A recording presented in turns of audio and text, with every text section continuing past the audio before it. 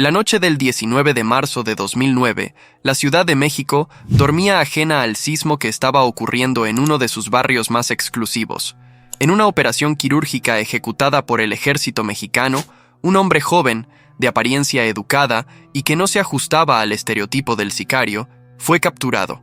Se trataba de Vicente Zambada Niebla, alias El Vicentillo. No era una captura cualquiera. Este hombre, tranquilo, elocuente, era el hijo de Ismael El Mayo Zambada, el líder máximo, el hombre que nunca ha pisado una celda. Vicentillo no solo era la sangre del imperio, era el heredero, el arquitecto logístico, el cerebro bilingüe que mantenía operando la gigantesca maquinaria del cártel de Sinaloa. Su caída fue un golpe directo al corazón de la dinastía. Durante 2 décadas, el imperio Zambada había funcionado como el motor invisible del narcotráfico global. Mientras que Joaquín Guzmán Loera, el Chapo, se encargaba de la acción y la leyenda, el Mayo Zambada era el estratega, el negociador, el corruptor silencioso, y Vicentillo era su sombra, aprendiendo los códigos, manejando las finanzas y, crucialmente, conociendo la red completa de protección que hacía inexpugnable al cartel. Él sabía de los túneles que cruzaban fronteras, las claves bancarias en paraísos fiscales y, lo más valioso de todo, los nombres exactos de cada general, comandante y político que recibía un sobre con dinero. Al caer en manos del gobierno mexicano, la extradición a Estados Unidos se convirtió en una amenaza inminente. El futuro de El Vicentillo se resumía en una celda de máxima seguridad en Chicago, enfrentando la perspectiva de cadena perpetua por coordinar envíos de toneladas de cocaína. El punto de quiebre no fue la lealtad, sino el miedo a la extinción. En 2010, una vez en suelo estadounidense, la defensa de Zambada Niebla desplegó una bomba legal en la Corte de Chicago. Su argumento central era la defensa de autoridad pública. Alegaban que Vicentillo y el cártel de Sinaloa operaban bajo una licencia no oficial. Según sus abogados, la DEA y otras agencias estadounidenses les habían permitido traficar impunemente a cambio de información sobre sus rivales, principalmente el cártel de los Beltrán Leiva y los Zetas. El gobierno de E.U. negó enérgicamente esta afirmación en público, pero la fisura ya estaba abierta. Para Vicentillo, la guerra interna del cartel, la traición que lo había llevado a ser capturado y el desamparo total ante la justicia estadounidense crearon un dilema simple: morir en prisión o vender la información más sensible jamás acumulada sobre la estructura criminal y estatal. La negociación fue un acto de malabarismo ético y legal. Si bien la defensa de la autoridad pública fue rechazada por la Corte, sirvió como palanca. Vicentillo tenía una carta única. Podía demostrar la corrupción sistémica que el gobierno estadounidense conocía, pero que rara vez podía probar en un tribunal. A cambio de una sentencia reducida, finalmente solo 15 años, con tiempo ya cumplido, y, crucialmente, la protección para su esposa y sus hijos, Zambada Niebla se convirtió en el testigo cooperante T1. Lo que el Vicentillo entregó no fueron solo nombres, entregó planos, rutas, fechas, cuentas, y lo más destructivo, confirmó con detalles quirúrgicos los acuerdos de alto nivel que sustentaban el narcotráfico. Se comprometió a proporcionar pruebas verificables sobre las operaciones de su padre y, eventualmente, testificar contra su socio, Joaquín Guzmán Loera. Antes de que revelemos qué secretos exactos desmantelaron la guerra contra el narco, deténgase un instante a considerar este dilema moral. Si usted fuera un hombre que lo ha perdido todo, su libertad, su futuro, su protección, y la única salida para salvar a su familia implica traicionar al hombre que le dio la vida y a la organización que lo crió, ¿habría tomado el camino de la delación? La traición en este mundo es el precio más alto de la supervivencia.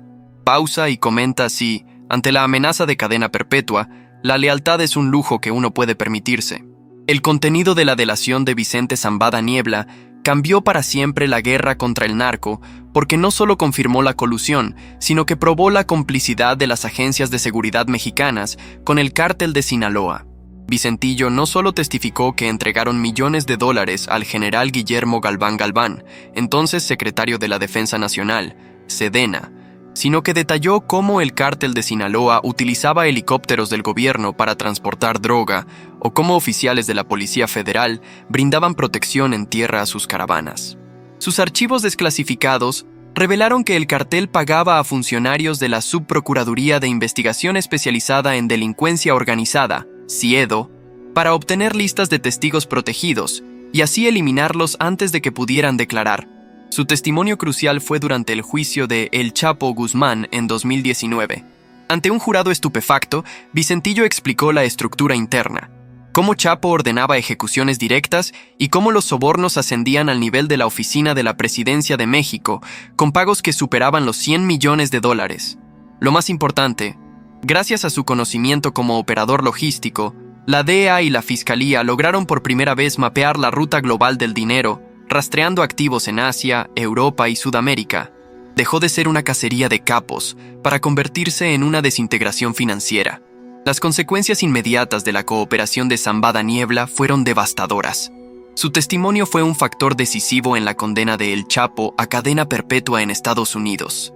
Más allá de Guzmán, la información de Vicentillo desencadenó una purga interna, aunque silenciosa, en las Fuerzas Armadas mexicanas y permitió a EEU preparar acusaciones formales contra figuras de altísimo nivel, como el exsecretario de Seguridad Pública, Genaro García Luna, cuyo juicio por aceptar sobornos del cartel se basó, en parte, en las declaraciones originales de los testigos que Vicentillo ayudó a identificar o validar. La delación de El Vicentillo demostró que el verdadero poder de los cárteles no residía en las armas, sino en la corrupción institucionalizada. Al proporcionar el manual de cómo el cártel de Sinaloa compró la protección del Estado durante años, expuso la debilidad fundamental de la estrategia antidroga. Su testimonio obligó a Estados Unidos a dejar de ver al cártel de Sinaloa como una organización criminal aislada y comenzar a verlo como una entidad paraestatal con socios en ambos lados de la frontera. Aunque el Mayo Zambada sigue libre, su estructura logística y financiera está permanentemente comprometida, obligándolo a operar bajo un nivel de paranoia inédito. El hijo del líder había firmado la sentencia de su propia dinastía para salvar su vida. La historia de Vicente Zambada Niebla es la crónica definitiva de cómo la lealtad se disuelve frente a la amenaza de la tumba. Él negoció 15 años a cambio de hundir a su padre y a su padrino. En el mundo del narcotráfico no existe el honor, solo el cálculo. La traición del Vicentillo desclasificó los archivos más oscuros entre el crimen y el poder estatal, redefiniendo la estrategia de guerra contra el narco. Ya no se trata de quién es el capo, sino de quién lo protege. Si este archivo desclasificado le ha revelado un nuevo nivel de la verdad, asegúrese de suscribirse a Delatores para acceder a las historias de quienes vendieron su imperio por una segunda oportunidad. La información que Vicente Zambada Niebla comenzó a descargar en las mesas de la DEA y la Fiscalía del Distrito Norte de Illinois no era solo un listado de nombres, era la desintegración lógica y financiera del imperio. Como arquitecto logístico, Vicentillo reveló que el cártel de Sinaloa operaba como una multinacional, con manuales de procedimiento y rutas de envío codificadas, algunas de las cuales habían estado activas sin interrupción durante más de 10 años. Explicó con exactitud cómo se coordinaban los envíos desde Colombia utilizando barcos atuneros modificados, capaces de transportar hasta 7 toneladas de cocaína por viaje, que eran descargadas en aguas internacionales cerca de las costas mexicanas de Chiapas y Oaxaca. De ahí, el tránsito terrestre hacia Estados Unidos no era azaroso, era una coreografía protegida. Detalló que las caravanas de camiones utilizaban radios de frecuencia militar provistos por contactos dentro del propio ejército mexicano. Cuando las carreteras se ponían difíciles, el cartel empleaba pistas de aterrizaje clandestinas, financiadas y custodiadas por autoridades locales en Sonora y Baja California. Pero fue en el rastro del dinero donde el Vicentillo clavó el puñal más profundo. Reveló que las utilidades no se movían en maletas, sino a través de un sofisticado sistema de blanqueo que explotaba las vulnerabilidades del sistema bancario estadounidense y mexicano. Identificó casas de cambio clave en Tijuana y Culiacán que operaban como fachadas, utilizando transferencias fraccionadas, conocido como smurfing, para inyectar cientos de miles de dólares diariamente en el sistema financiero global sin activar las alarmas. Este esquema estaba tan integrado que, según sus revelaciones, algunos banqueros estadounidenses de alto nivel estaban conscientes del origen del dinero, pues les proporcionaba liquidez rápida y anónima. Además, confirmó la existencia de la nómina dorada, los pagos fijos y constantes al entonces secretario de Seguridad Pública, Genaro García Luna. Vicentillo describió las fechas exactas y los lugares donde se entregaban los maletines, a menudo en restaurantes de lujo o casas de seguridad en la Ciudad de México.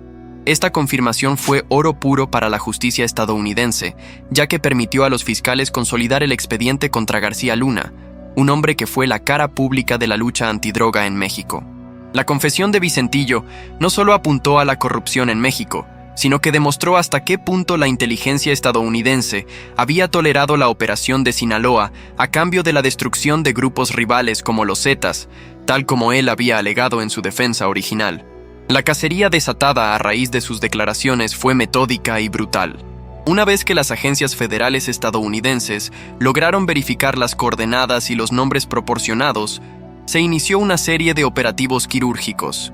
El primer impacto no se dio en México, sino en el corredor fronterizo de Arizona. Gracias a los planos de almacenamiento que Vicentillo había dibujado de memoria, se logró desmantelar una red de narcotiendas o puntos de distribución en Phoenix y Tucson, que operaban con fachadas comerciales legítimas. Estas tiendas funcionaban como centros de acopio antes de la distribución final en las principales ciudades de la costa este de EEUU.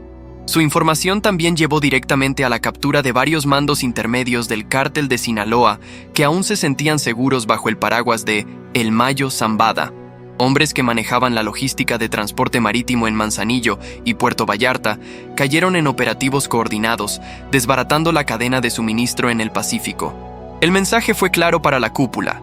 La red estaba contaminada desde dentro y no había lugar seguro.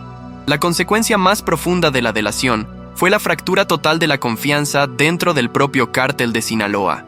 La organización de El Mayo Zambada se basaba en la lealtad familiar y el silencio absoluto. La traición de su propio hijo significó el colapso de ese código. El resto de la cúpula, incluidos los hijos de El Chapo Guzmán, los Chapitos, comenzaron a operar con una desconfianza profunda, sospechando que los sistemas de comunicación estaban intervenidos y que cualquier socio de Vicentillo en el pasado ahora era un riesgo latente. El Mayo se vio obligado a replegarse a su zona de confort en el Triángulo Dorado, intensificando su aislamiento. Su imperio, que antes era una pirámide de poder sólida, se transformó en una nebulosa de células desconfiadas. La delación de Vicentillo destruyó la narrativa de invencibilidad del cártel de Sinaloa y lo sumió en una guerra interna sorda que se manifestaría abiertamente años después, en las disputas por el control territorial que hoy definen la violencia en el noroeste de México. El heredero había sacrificado el futuro de la corona para garantizar su propia supervivencia. La narrativa oficial mexicana de la guerra contra el narco, esa que prometía limpiar las instituciones, se hizo insostenible tras los testimonios de Vicente Zambada. La delación expuso un mecanismo de protección tan sofisticado que probaba que el problema no era la falta de recursos para combatirlo, sino la participación activa de quienes debían aplicar la ley. El Vicentillo no solo entregó nombres de generales y policías de caminos, él desmanteló la logística del soborno. Explicó cómo los pagos se estructuraban en 3 niveles, asegurando la continuidad operativa del negocio sin importar qué partido estuviera en el poder. El primer nivel, la protección inmediata, estaba a cargo de las policías municipales y estatales. Recibían pagos semanales fijos a cambio de dar luz verde a los cargamentos que salían de los laboratorios clandestinos. El segundo nivel, y el más costoso, era el de la protección federal y militar. Aquí es donde entraban los miles de dólares para mandos de la Policía Federal, la Marina y el Ejército. Estos pagos garantizaban que, en caso de un operativo de alto nivel ordenado desde Estados Unidos, la información se filtrara con horas de anticipación, permitiendo al cartel reubicar la mercancía y a los líderes. El tercer nivel, el más explosivo, era la protección política y judicial. Vicentillo testificó que estos eran pagos millonarios realizados directamente a través de intermediarios en la Ciudad de México, dirigidos a políticos, jueces federales y personal de la Procuraduría General de la República, PGR. Estos pagos no solo aseguraban la liberación de cargamentos incautados, sino que, y esto fue crucial para los fiscales, garantizaban que cualquier investigación significativa fuera desviada hacia rivales del cártel de Sinaloa. En esencia, el cartel utilizaba el aparato de justicia mexicano como una herramienta de guerra contra sus enemigos.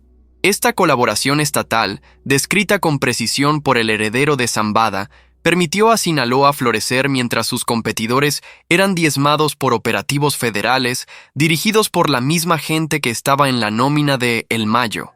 Fue la confirmación de que la estrategia estadounidense de elegir al ganador, dejar crecer a Sinaloa para que eliminara a grupos más violentos como los Zetas, había fracasado estrepitosamente, porque ese ganador había comprado por completo al gobierno aliado. La reacción del cártel de Sinaloa a la delación fue doble: pública negación y ajustes internos violentos. Públicamente, la organización buscó desacreditar a Vicente, etiquetándolo como un mentiroso despechado que buscaba reducir su condena. Sin embargo, en privado, se desató una búsqueda frenética de los contactos que habían sido comprometidos. Los Chapitos, herederos de Guzmán, se distanciaron inmediatamente de cualquier contacto que Vicentillo hubiera manejado, reestructurando toda su cadena de mando y comunicación. Se estima que, en los meses posteriores a su acuerdo de cooperación, varios intermediarios y funcionarios de bajo rango que habían sido mencionados en las primeras declaraciones a la DEA desaparecieron misteriosamente. La lección del cartel fue inmediata. La traición se paga con sangre, incluso si el traidor está en una prisión estadounidense. La delación tuvo un efecto residual particularmente interesante en la propia DEA. Los fiscales se encontraron con una verdad incómoda: la relación clandestina de la agencia con el cártel de Sinaloa. Aunque el gobierno de Eshao siempre negó formalmente cualquier acuerdo de inmunidad, la defensa de Vicentillo logró introducir suficiente evidencia en el proceso para sugerir que la inteligencia compartida había ocurrido. La justificación, siempre presentada bajo el velo de la seguridad nacional, era que era mejor tener un diablo conocido que un caos de organizaciones incontrolables. El legado de este episodio es la crisis de confianza total que se generó entre las agencias de inteligencia mexicanas y estadounidenses. Después de que Vicentillo expusiera cómo los operativos conjuntos eran vendidos al mejor postor, la DEA se vio obligada a operar con una cautela extrema en México, limitando el flujo de información sensible y confiando solo en una pequeña élite de contactos verificados. El telón de acero entre las dos naciones se hizo más grueso, dificultando aún más la persecución de los verdaderos capos. La sentencia final dictada contra Vicente Zambada Niebla, apenas 15 años de prisión en 2019, marcó la culminación de su acuerdo de cooperación y, simultáneamente, la confirmación de la magnitud de la información entregada. Para un hombre que había enfrentado la posibilidad de pasar el resto de su vida tras las rejas, este trato fue una victoria personal asombrosa, aunque conseguida al costo de la vida de otros y la destrucción de su legado familiar. 6 de esos 15 años ya habían sido cumplidos en custodia, lo que significaba que el Vicentillo estaría libre mucho antes de lo que cualquier otro capo de su rango habría soñado. La decisión judicial de otorgarle tal clemencia no fue casual. Fue el reconocimiento formal de que la utilidad de sus testimonios superaba cualquier castigo convencional. Los fiscales argumentaron que la colaboración de Zambada Niebla había proporcionado inteligencia fundamental sobre el funcionamiento del cártel en 3 frentes: la estructura jerárquica, las rutas de tráfico y, decisivamente, la lista de sobornados. Su delación se convirtió en el modelo a seguir para las futuras negociaciones con criminales de alto perfil. Mientras el Vicentillo avanzaba hacia su eventual liberación y reubicación bajo protección federal, las repercusiones judiciales de sus palabras resonaban en todo el continente. El juicio de Genaro García Luna en Nueva York se convirtió en el teatro principal de las consecuencias de la traición de Zambada. Aunque Vicentillo no testificó directamente en el juicio de García Luna, sus declaraciones preliminares a la DEA y las líneas de investigación que él facilitó cimentaron la acusación. Otros testigos cooperantes, como Jesús el Rey Zambada, tío de Vicentillo, y Sergio Villarreal Barragán el Grande, fueron capaces de corroborar con detalles forenses los puntos de conexión y las fechas de los sobornos, utilizando la hoja de ruta que el heredero había trazado. El testimonio en cadena, que se originó en la caída de Vicentillo, pintó el retrato de un Estado mexicano cooptado desde el más alto nivel del gobierno federal. La confesión de que García Luna no era un funcionario aislado, sino parte de una red que garantizaba la operación del cártel de Sinaloa, pulverizó el concepto de soberanía y cooperación bilateral en la lucha antidroga. En el ámbito del narcotráfico puro, el colapso de la confianza interna fue el arma más letal. El pacto de sangre entre los Zambada y los Guzmán quedó hecho trizas. El Mayo, el hombre de las viejas costumbres, que valoraba el silencio sobre todo, tuvo que ver cómo su hijo destruía la principal herramienta de su supervivencia, su secreto mejor guardado, su red de contactos. Esto aceleró la fragmentación interna. Los hermanos de Vicente, conocidos como los Mayitos, tuvieron que lidiar con la vergüenza y el peligro de ser los parientes de un informante federal. Los Chapitos, por su parte, endurecieron sus métodos de operación, desconfiando de cualquier socio que hubiera tenido lazos con la vieja guardia logística manejada por Vicentillo. La organización se dividió tácitamente entre quienes seguían a El Mayo en la sombra y quienes buscaban una nueva brutalidad bajo la bandera de Guzmán. La guerra de sucesión dentro de Sinaloa, que hoy conocemos como la disputa entre facciones, no comenzó con la captura de El Chapo, sino con la delación de su ahijado. El caso de Zambada Niebla se ha incrustado en la historia del crimen como el ejemplo definitivo de la caída del heredero por conveniencia. No fue capturado en combate ni eliminado por un rival. Se entregó, metafóricamente, a cambio de su vida. Su testimonio sirvió para purgar en parte la justicia estadounidense al validar la hipocresía en la cooperación contra el narco y desnudó al gobierno mexicano.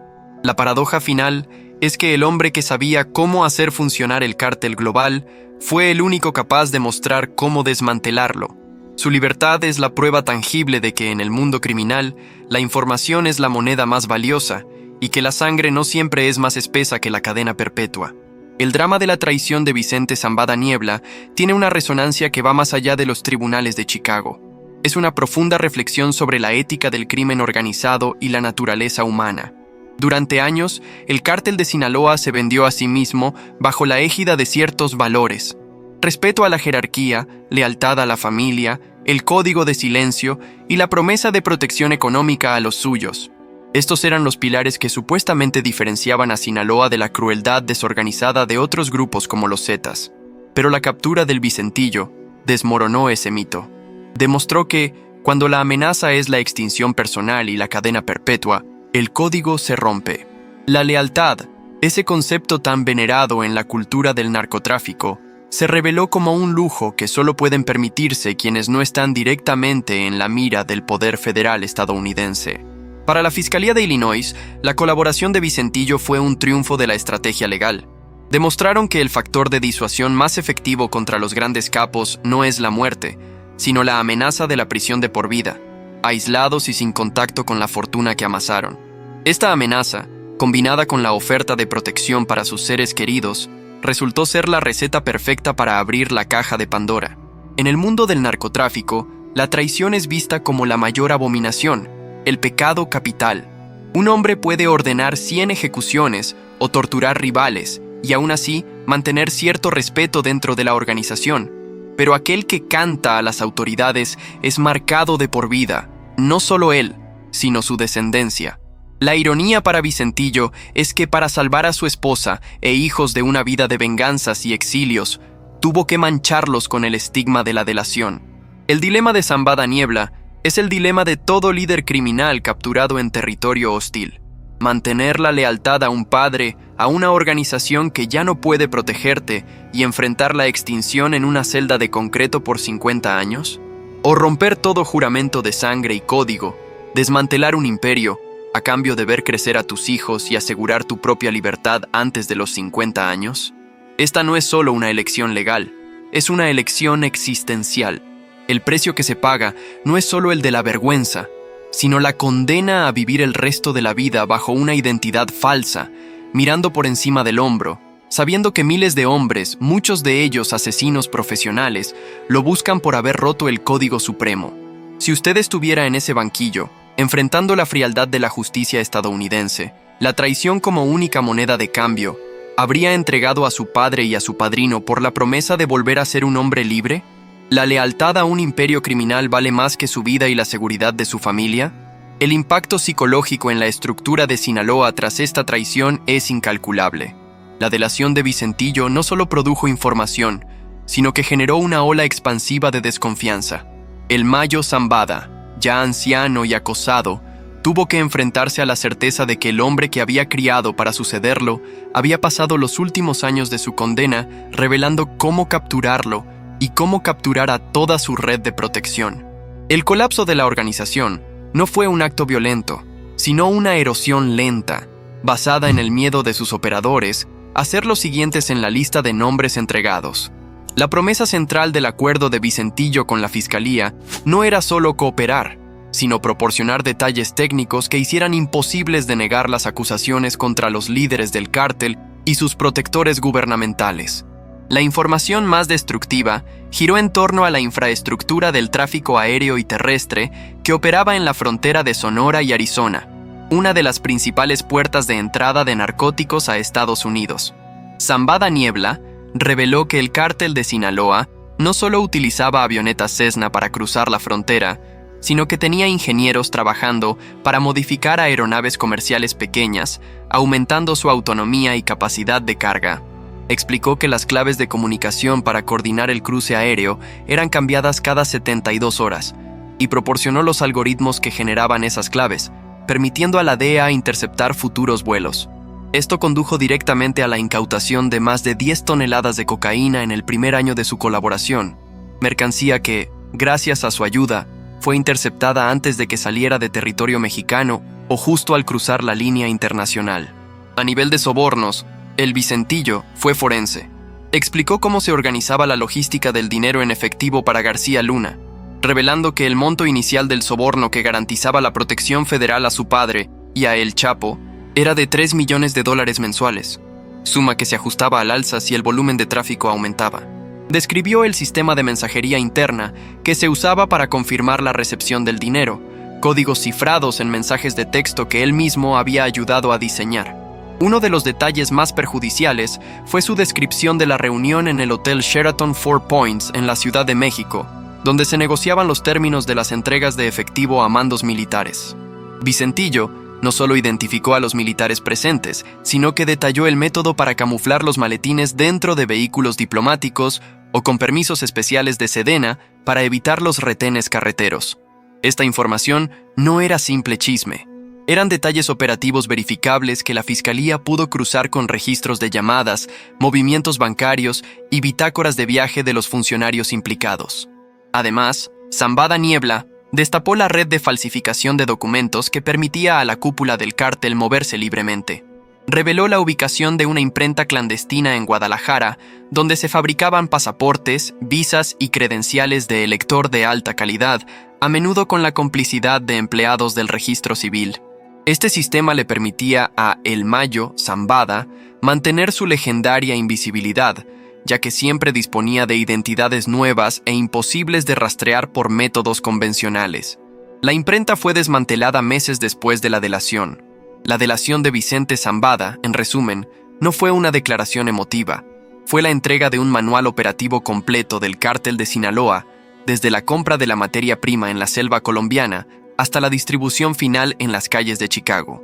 Al revelar la estructura financiera, las claves de comunicación, los puntos de entrega de droga y los nombres de los protectores, Vicentillo eliminó el velo de misterio que cubría a la organización, transformándola de una fuerza mítica e incomprensible a una corporación criminal con debilidades conocidas y expuestas. La consecuencia inmediata y más visible de la información técnica de Zambada Niebla fue la aceleración de la cacería contra los socios de El Chapo y El Mayo. La DEA, actuando con una precisión inusual, se centró en desmantelar las células de transporte que Vicentillo había coordinado. Estos operativos se diferenciaron de las típicas incursiones militares. Se trataba de capturas dirigidas basadas en inteligencia precisa sobre horarios y ubicaciones específicas.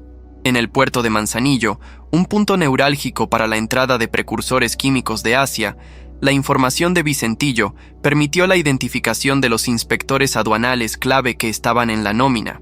En lugar de incautar solo la mercancía, se esperó a que los oficiales corruptos estuvieran presentes para ser arrestados simultáneamente, rompiendo el eslabón logístico y humano al mismo tiempo.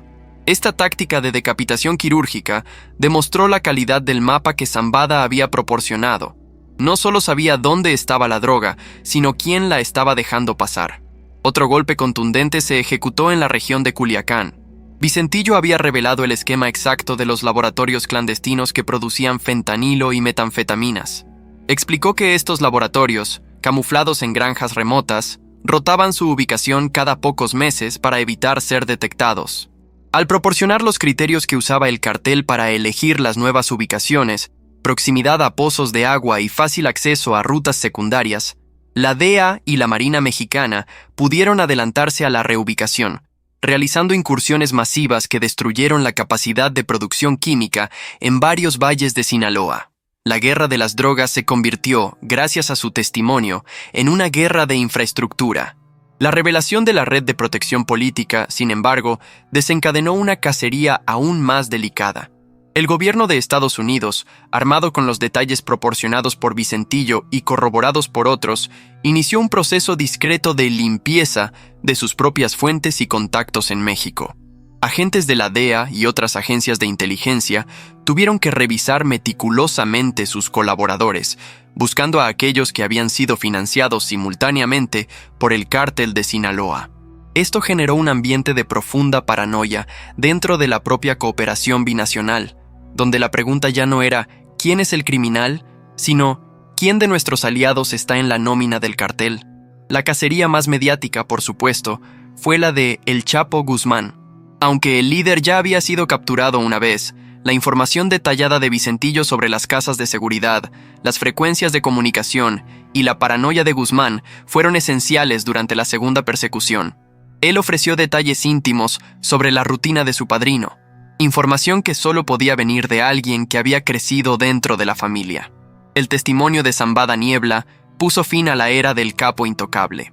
Antes de su delación, la idea de que un líder criminal de esa magnitud negociara su libertad a cambio de exponer a todo su círculo familiar y político era casi impensable.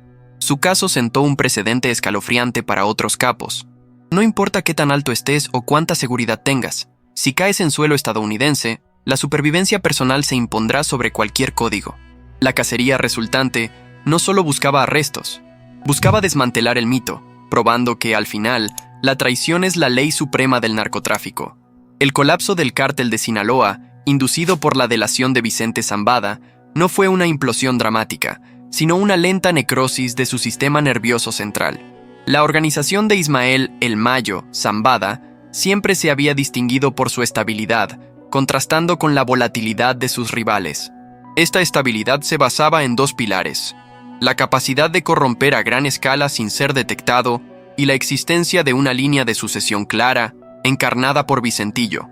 Cuando el heredero rompió el código y expuso las rutas de corrupción, ambos pilares se desmoronaron. El Mayo Zambada, que ha logrado evadir la captura durante medio siglo, tuvo que afrontar la realidad de que la geografía de su imperio ya no era secreta. Las áreas que antes consideraba santuarios, las pistas clandestinas, los ranchos fortificados en la sierra, fueron revelados. Su estrategia de supervivencia, basada en una red de comunicación extremadamente reservada y la lealtad absoluta de su círculo íntimo, quedó invalidada. Se vio obligado a depender únicamente de su instinto y de un puñado de hombres que lo han acompañado desde sus inicios, descartando a cualquier persona con una conexión lejana con Vicentillo. La fractura más dolorosa ocurrió en la relación entre los Zambada y los Guzmán. A pesar de que el Chapo ya estaba encarcelado, la delación de Vicentillo fue vista por sus hijos, los Chapitos, como un acto de cobardía y una amenaza directa a su propia seguridad. Esto exacerbó la ya tensa disputa por el control de la organización. Mientras que el Mayo intentaba mantener una estructura basada en la negociación y la calma, los Chapitos optaron por la fuerza bruta y la guerra territorial, buscando probar su poder en un vacío de liderazgo. El resultado fue una guerra civil dentro de Sinaloa. La vieja guardia, representada por la autoridad moral de El Mayo, se enfrentó a la nueva generación, violenta y mediática. La delación proporcionó el pretexto, pero el verdadero daño fue la pérdida de la centralización. Antes de Vicentillo, la palabra de El Mayo y El Chapo era ley. Después, la organización se atomizó, creando subgrupos armados que compiten por el control de los corredores de tráfico, llevando a un incremento de la violencia en el noroeste de México. A nivel de la cooptación gubernamental, la destrucción fue igualmente profunda. Las agencias estadounidenses, sintiéndose expuestas y traicionadas por sus propios contactos corruptos en México, redujeron drásticamente la información compartida. Esto dejó a las instituciones mexicanas a ciegas, obligadas a purgar mandos que estaban comprometidos con el cartel.